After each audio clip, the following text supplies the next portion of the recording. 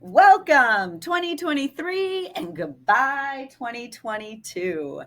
Tammy Hajar Miller here. I want to give you a little recap of 2022 and also maybe a little mini forecast of 2023. I've been reading a ton. I've been out at seminars. I've probably seen many of you out there, and I've been listening to the experts. And so here's a little bit of a recap. Call me if you want to talk about it some more.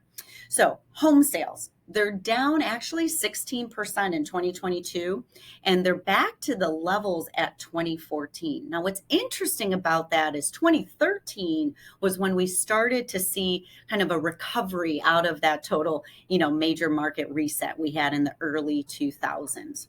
Now, home prices are stabilizing, and so is appreciation.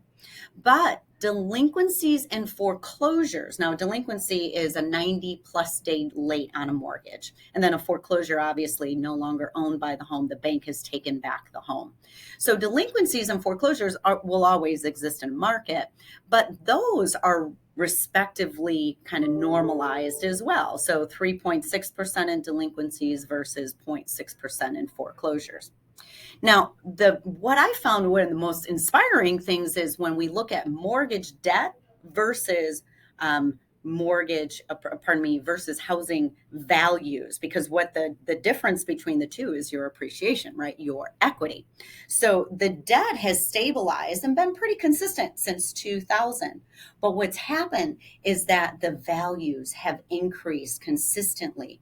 And so again, if the difference between debt and value is your appreciation, when we're doing this, now here we are in 2023, we're seeing huge differences there. And did you know that the wealth of an average homeowner is 40 times plus that of a renter? To the tune of, they're estimating, National Association of Realtors is estimating over $300,000 in wealth for a homeowner versus $5,000 for a renter. Now, that being the case, if you're a homeowner, call your realtor and say, thank you very much for the appreciation. You appreciate, right, their help. If you're a renter, just call call me if you need a referral, or call, who you know as a professional realtor, and ask them to help put you on the path to home ownership. Okay, so a couple other things, for 2023, right? A little forecast here is inventory is way low, and they're forecasting it to be down about 7%. So the amount of normal sales, we're going to be down 7% on average, and that therefore 7% in volume, right? So 7% less homes sold because there's a lack of inventory. But we're thinking housing again to stabilize. Now, I do want to say caveat here. Real estate is super local. So if you're in the East Coast versus the West Coast versus the Northern Hemisphere versus the Southern, right, of the United States, you have to make sure you're talking to and listening to the advice of a real estate professional local to your marketplace, because it's going to be different in all areas. But as far as rates are concerned, right, what happened there and what do we think is going to happen? Now, interest rates, obviously went up drastically in 2022. We expected that. We had to check in inflation, right? The Fed did their job. They raised short-term money costs, and which therefore increased, right, because of fear of inflation. Interest rates long-term went up.